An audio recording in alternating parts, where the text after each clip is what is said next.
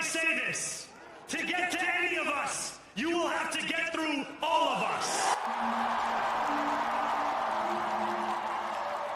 You probably already know that Tuesday was Election Day. Massive, massive night for Democrats. I've been through a lot of these elections off year, and this is as big as it gets. With key races in Virginia, New Jersey, and New York getting decided, as well as a referendum in California and several local contests nationwide. Democrats swept every big race on the ballot. The bad news is that it wasn't a general election. I don't know any of the details of that yet. I just heard about that. So the House, the Senate, and the presidency were not up for grabs. That's the first I've heard of that. I don't know anything about it. And we're stuck with the Trump administration in all the major political offices. You have to ask the president about that. I don't know any of the details of that yet. But the good news is that the results include victories that will be key to stopping Trumpism in the U.S. We can respond to oligarchy and authoritarianism with the strength it fears, not the appeasement it craves. Next week, I'll talk more in depth about conclusions from the elections when we have more data. After all,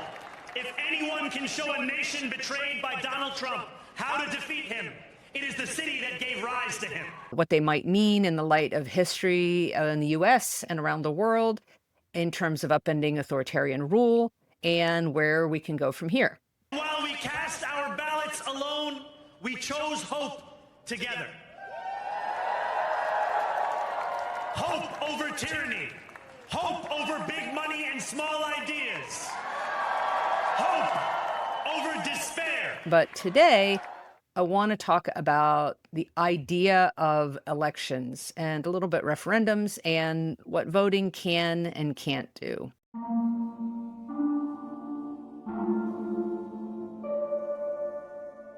It's easy to think that elections are the only tools that people have at hand to make their will known and to influence government. And as I'll make clear later, I think elections are critical and that people should participate in them. But elections are just tools, and there are many other tools. I am Judith Butler. I'm most well known for my 2 books on gender, Gender Trouble and Bodies That Matter. Sex is generally a category that is assigned to infants that has importance within medical and legal worlds. They're not the result itself. Gender is a mix of cultural norms, historical formations, family influence, psychic realities, desires and wishes. Just think of how many politicians you voted for that sold out a cause that they campaigned on, or how many have shifted as soon as they were in office to become more responsive to donor pressure than public interest. The assault on gender is also an assault on democracy. There's a line from a Butch Hancock tune that he wrote decades ago, sung from the point of view of somebody whose lover has let him down by telling him he's just a wave, not the water. In my 20s, I came to see that it was not just the Jews who were apprehended and extinguished by the Nazi regime. It was queer people, it was gay, lesbian people, it was people with disabilities, people with illnesses, Polish workers, communists. And my sense was that one needed to widen the lens and see that many people have been subject to genocidal politics. You can use a series of elections to build on a strategy, and they do each have meaning. But in the end, every election is what happens in that moment in time. We have the power and the freedom to make more livable lives for ourselves, where bodies can be more free to breathe, to move, to love without discrimination and without fear of violence. It's easy to mistake voters in a given race for the whole public. It's easy to imagine that voters' preferences are unchanging. It's even more tempting to imagine that the past group of those who engaged and the things they said mattered in focus groups then somehow provide the only measurable tool to use in setting political goals. Performance is important to the extent that we do enact who we are. It's true that even without guarantees for what will follow, elections can be extremely useful in achieving the results that you want. They're frequently the fastest path to new laws and expanded funding. They can make societal goals much, much easier to carry out. Or if you lose the election, that failure can be a significant roadblock to your goals. But in this good news moment, I want to take a second to remember that real change comes through having a set of ideals you're committed to over time, policies that people see you building toward, and a connection to constituents that goes beyond riding a single wave into office and then pretending you own the ocean. In our era of oligarchs, you may have seen people point out before how our current labor unions evolved as a compromise. After the First World War, the newfound confidence of workers and unions clashed with company owners as government took a back seat. They're a way to mitigate the financial and human costs faced by both owners and workers during labor disagreements. Workers were often paid in vouchers that could only be used in company stores. Owners also forced workers to sign yellow dog contracts, which banned them from joining unions. If they did join, they might be thrown out of the company-owned housing. Unions are largely, and I emphasize largely, a nonviolent compromise in which the tendency to use bombs, arson, and assassination becomes less likely. But that's not the way it always was. The clash between the union busters of Baldwin Felts and Sid Hatfield and the miners in May 1920 became known as The Matewan Massacre and the Battle of Blair Mountain, the largest armed conflict in the U.S. since the Civil War. During the Cold Wars in my home state of West Virginia. U.S. Air Force planes appeared above Blair Mountain to signal the imminent arrival of federal troops, and the miners pulled back, although many hid their weapons to avoid surrendering them. Like unions, elections are also a compromise. In a country founded on genocide, chattel slavery, and revolution, elections are the means by which the people can assert themselves over the government that has been both a comfort and an affliction for the governed across our history. In recent years, voters have been kept from voting in a variety of ways. Justice Ruth Bader Ginsburg said upending the Voting Rights Act when it was working was like throwing away your umbrella in a rainstorm because you're not getting wet. There have been rollbacks of voting rights that had been restored. For the last decade, each Virginia governor has eased the process to restore the right to vote for people who were convicted of felonies after they completed their sentence. Polling places in minority neighborhoods have been shuttered in some places. Heads turned earlier this year when it was discovered Governor Glenn Youngkin quietly changed the process, effectively slowing down automatic voting rights restoration. Texas announced gerrymandering to guarantee Republican rule in Congress. As we can see from Proposition 50 in California, there are a lot of things that we can do to push back. But as we wrestle with our hardening authoritarianism, there may be times when elections will do a full end run around the people's will. If you add up the population of the 26 smallest states, they can control 52 seats in the Senate. That represents 18% of the population, right? So it's possible for a political majority to emerge in the Senate that represents less than 1/5 of the American people. We have countless examples around the world in which elections can be directly subverted to do tremendous harm. Access to the internet's been restored in Tanzania after a several-day shutdown. Just this weekend in Tanzania, incumbent Samia Suluhu Hassan was announced to have won 98% of the vote after disqualifying one opponent and jailing another who is currently charged with treason. People in Tanzania have been sharing images of dead bodies strewn on the streets after the violence that came after the election last week. Hassan was originally viewed as a reformer when elected in 2021 on the heels of a strongman, but she now seems uninterested in ceding power. And the big question, Barbara, how a presidential candidate who claims to have won 98% of the vote has faced such protests and unrest? It is a crucial question, isn't it? Hundreds appear to have been killed. And while we are not yet in the U.S. living in that universe, Rick Hassan is the director of Safeguarding Democracy Project and professor of political science at the UCLA School of Law, and he joins me now. Here at home, democracy watchers are voicing profound concerns about U.S. elections going forward. I'm much more concerned about the security and fairness of the elections in 2026 than I am about a potential Trump third term in 2028. But even in the absence of outright suppression, we've seen how often individual winning candidates have transformed the country while also carrying out tremendous injustices. One simple example is how FDR instituted vitally needed works programs and launched Social Security in the wake of the Great Depression. When the 100 days were over, Roosevelt had signed 15 major bills into law, and created an alphabet soup of new government agencies. We have had our revolution, one magazine reported, and we like it. But also implemented Japanese American internment in concentration camps during World War II. More than 2/3 of these people were native-born American citizens. Abruptly forced to abandon or sell their homes and businesses, many lost everything that they owned. Similar wartime fears led Canada and nations throughout Latin America to adopt comparable expulsion measures against residents of Japanese ancestry. This kind of analysis could be done for every president that the country has ever had. Meanwhile, 2 elections in the last quarter century have hinged on electoral college victories where the popular vote went to the losing candidate. It's an outcome clearly made possible by the U.S. Constitution, to be sure, but one that nevertheless undermines democracy as a whole. Now the U.S. Supreme Court has spoken. Let there be no doubt, while I strongly disagree with the court's decision, I accept it. So while elections, I believe, remain our best tool for now, it's a mistake to see them as the only tool that can deepen our democracy and protect everyone's rights. Think about the popular demonstrations in South Korea that undermined an elected president's attempt to overthrow democratic rule there. Think about the 1988 referendum in Chile that marked the beginning of the end of Pinochet's rule.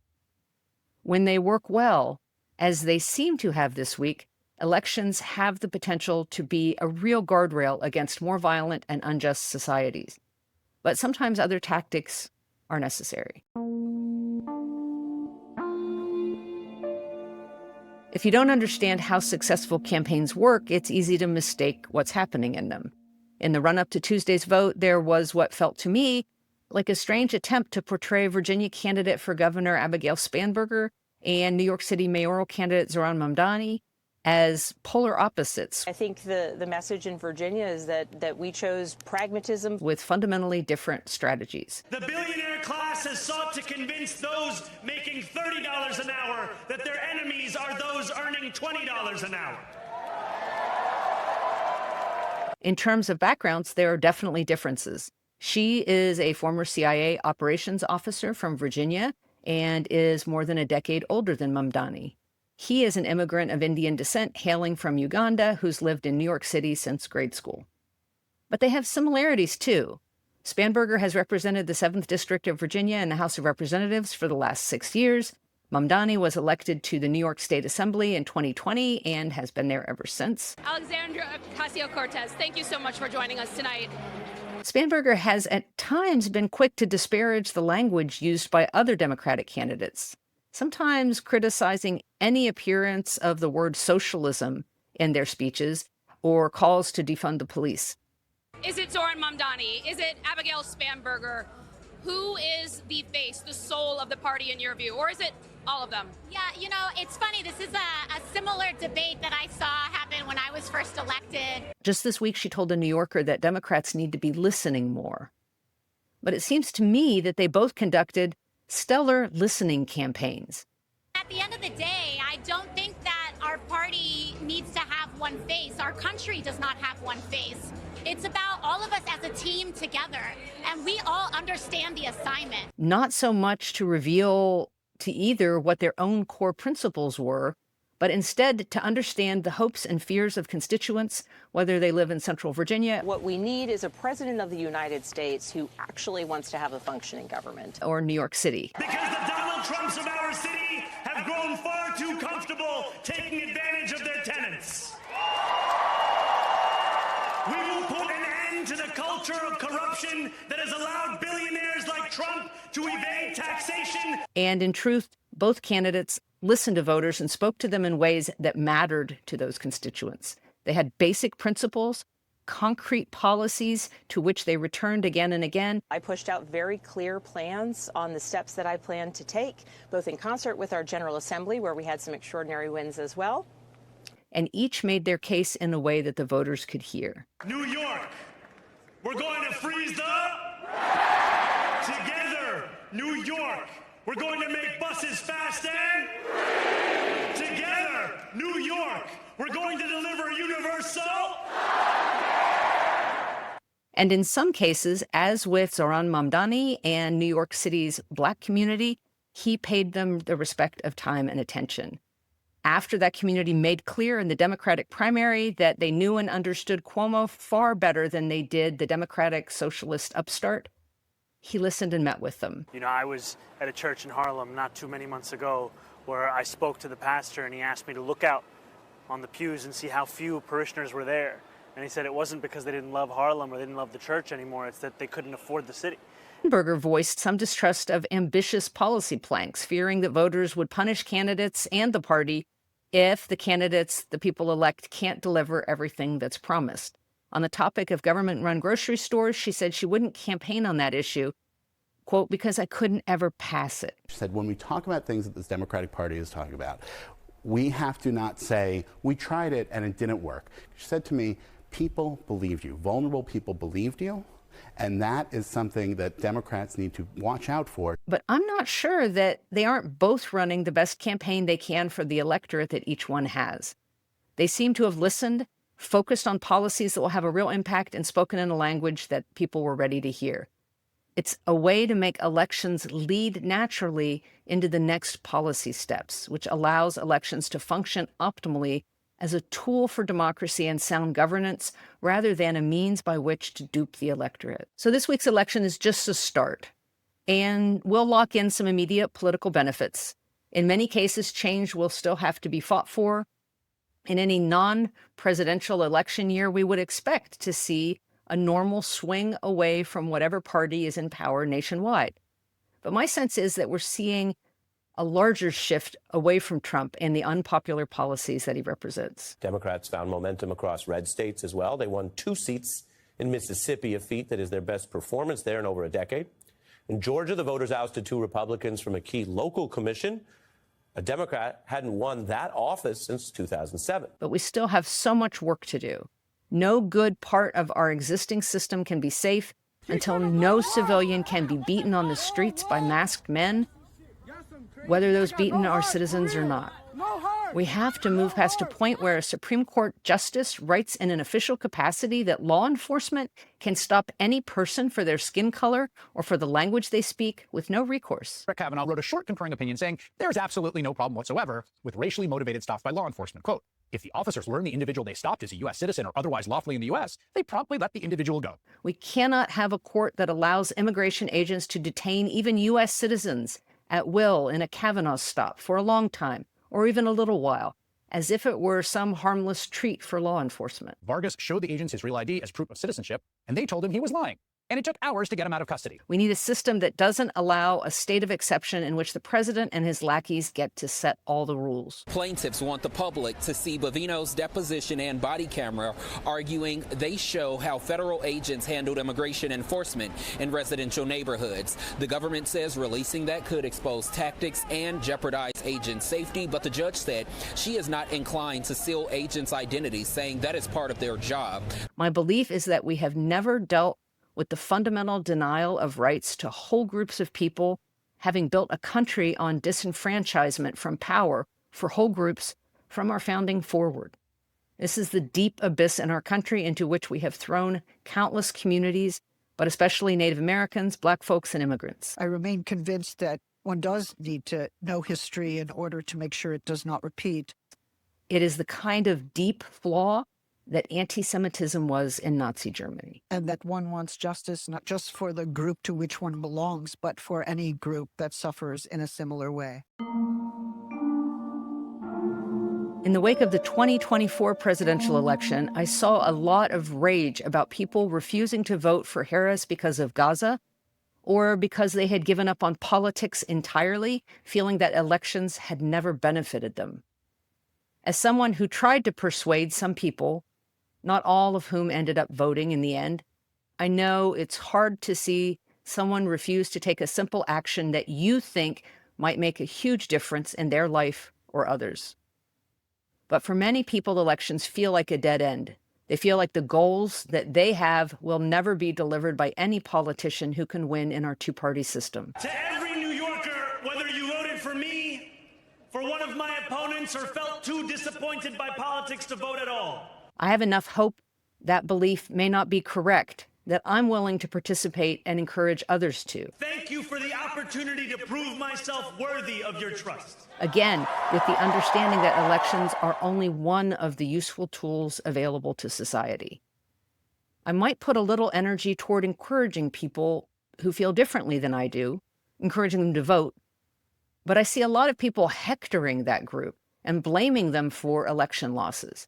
My sense is that it's on you to make it appealing to vote, to persuade people it's worthwhile. Castigating them or trying to make them responsible for losses is really unhelpful because it doesn't lead to a better outcome. It's pretty clear that my demographic peers, Gen X, white men and women, are the electoral villains in this narrative. Don't try to shift that on to anyone else. But even understanding accurately how we got where we are, I think generally it's just most helpful to focus on the place where you think you can make actual change. And some people who don't vote are just going to be using other tools than you. You may not even know what they're up to. They might be a critical part of a library board or the major donor to a diaper bank. They might be organizing protests that will raise awareness of wrongs in a community. They might be filing lawsuits. Your anger isn't likely to get them to vote, but your persuasion might. And if it doesn't, there are millions and millions of non-voters out there on whom you can use your best arguments. We won because we insisted that no longer would politics be something that is done to us. Now it is something that we do. We should celebrate what happened Tuesday. We can look to it for strategies in the next year and beyond. But it's worth remembering that the election of November 4, 2025, that happened this week, is just the wave. We are the water. And that's it. Thanks for listening to Next Comes What. Please share this with anyone who's looking for ways to help each other survive this mess. To support this podcast, please subscribe at AndreaPitzer.com and consider giving Next Comes What a 5-star review where you get your podcasts.